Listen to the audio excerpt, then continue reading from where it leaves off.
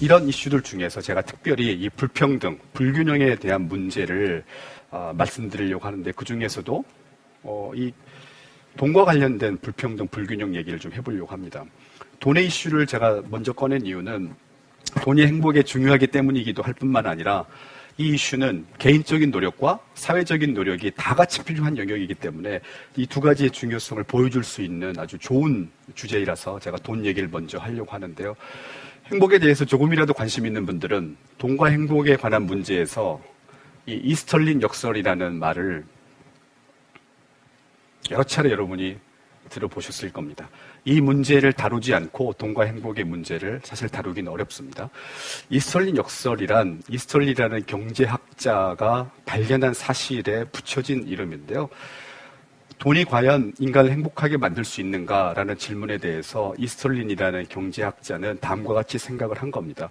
만약에 돈이 인간을 행복하게 만든다면 한 사회 내에서 돈이 많은 부자가 돈이 없는 가난한 사람보다 행복감이 높아야 될 것이다. 그렇죠? 두 번째가 아주 중요합니다. 두 번째는 그 사회의 평균적인 부가 증가하면, 사회의 부가 쌓이게 되면 그 사회에 있는 사람들의 평균적인 행복도 같이 올라가야 된다는 겁니다. 그러니까 개인차만 나타날 게 아니라 시간에 걸쳐서 부가 늘어나면 행복도도 늘어가야 된다라는 건데, 당시 이 이스털린이라는 교수가 분석한 데이터에 따르면 한 사회에서 부자가 가난한 사람보다 행복하다라는 사실은 명확하게 발견이 되는데, 일정 기간 동안 사회가 부가 쌓여갔는데도 불구하고 그 사회 사람들의 평균적인 행복은 별로 증가하지 않더라는 겁니다. 그러니까 되게 일치하지 않는, 그래서 역설이라는 이름을 이제 붙여놓은 겁니다. 지금까지도 논쟁이 아주 치열합니다. 이스털린 역설이 과연 진짜 존재하는 거냐, 존재하지 않는 거냐, 데이터가 제대로 된 거냐, 아닌 거냐, 여러 가지 논쟁이 존재하는데, 최근에, 바로 얼마 전입니다. 한 달도 채 안 됐는데요. 논문 하나가 발표가 됐습니다. 근데 그 논문 속에 돈이 인간의 행복을 가져다 주는데 약간 방해가 되는 사회 구조적인 요인이 있다라는 이야기를 합니다. 이 논문의 제목 자체가 사실은 이 논문의 주제이기도 한데요. 국가의 부의 증가가 국민들의 행복의 증가로 곧바로 잘 연결되지 않는 이유는 돈이 인간을 행복하게 만드는데 한계가 있기 때문이 아니고 그 국가의 소득 불균형이 심하기 때문이다라는 겁니다. 다른 말로 얘기하면 일정 기간 동안 사회가 부가 늘어났는데 그 부가 모든 사람에게 골고루 돌아간 게 아니고 소수의 사람들에게만 돌아갔기 때문에 그런 사회에서는 부의 증가가 개인의 행복의 증가로 안 나타난다라는 겁니다. 이걸 확인해 보기 위해서 이 연구팀이 아주 방대한 자료를 분석을 했는데 아무리 과학의 행복이 즐겁지만 또다시 제가 많은 데이터를 보여드리는 게 여러분에게 고통이 될 수 있기 때문에 아주 간단한 이 연구의 핵심을 보여주는 그래프를 보여드리려고 합니다.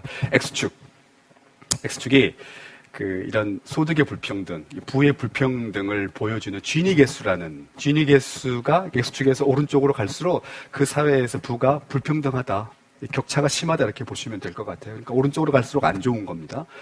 Y축은 뭘 나타내느냐? 일정 기간 동안 그 국가의 GDP가 늘어나잖아요. 그 늘어난 것과 그 국가 사람들의 삶의 만족이 얼마나 늘어나는지의 관계입니다. 다시 말하면 부와 행복이 얼마나 연결되어 있는지의 그 정도라고 보시면 돼요. 명확하게 이 그림에서 보실 수 있는 건 뭐냐? 지니 개수가 낮을 때, 즉 불평등이 낮을 때는 부의 증가와 사람들의 행복 사이의 관계가 강합니다. 근데 지니 개수가 오른쪽으로 이동하게 되면, 즉 불평등이 심하게 되면 부의 증가와 그 나라 국민들의 행복의 증가와의 관계가 약할 뿐만 아니라 이상하게도 부 쪽으로 나타날 수도 있다는 걸 보여주는 겁니다. 그러니까 명확하게 뭘 보여주는 거냐? 우리 사회에서 경제가 발전하는 것도 중요하지만, 그것이 내 개인의 행복에 중요하지만, 그게 곧바로 내 개인의 행복에 잘 전달되기 위해서는 우리 사회의 부의 불평등의 문제가 굉장히 해소돼야 된다는 걸 보여주는 거죠. 그러니까 개인의 행복이지만 사회의 이런 문제가 되게 중요하다는 걸 이제 보여주는 겁니다. 근데 돈과 행복의 관계에서 이런 사회 구조적인 문제만 중요한 게 아니고 역시 개인의 노력도 중요합니다. 모두 다 사회의 탓은 아니기 때문에. 그럼 개인적인 수준에서 돈과 행복의 관계를 살펴볼 필요가 있는데, 올해 노벨 경제학상 수상자 앵거스 디튼이라고 하는 미국 프린스턴 경제학과 교수입니다. 불평등 연구하는 학자로 알려져 있지만 최근에는 행복에 대한 연구를 하고 있고요. 오른쪽에 있는 분은 심리학자인데 심리학자로는 최초로 2002년도에 노벨 경제학상을 받습니다. 다니엘 카네만이라고 하는 아주 유명한 학자인데 같은 프린스턴에 있기 때문에 카네만 교수는 더 빨리 행복에 대한 연구에 관심을 갖게 됐고 이 디튼 교수는 최근 들어서 관심을 갖게 되면서 이 두 사람이 공동으로 연구를 해서 논문 하나를 발표합니다. 근데 좀 재밌잖아요. 그 두 명의 논문 저자가 있는데 두 명이 다 노벨 경제학상을 결국 받게 됐으니까 아주 전무후무한 기록인데 2010년에 이분들이 논문을 발표했는데 그 논문이 제가 볼 때는 개인적인 수준에서 우리의 수입과 돈의 관계를 가장 잘 보여준 연구라고 저 개인적으로는 생각을 합니다.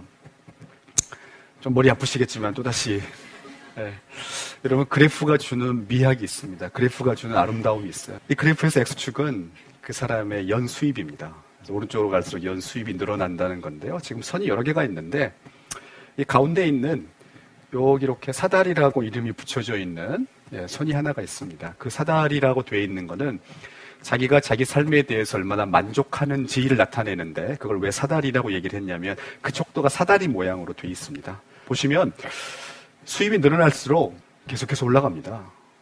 재밌는 사실이에요. 부가 늘어날수록 자기 삶에 대한 만족감은 올라갑니다.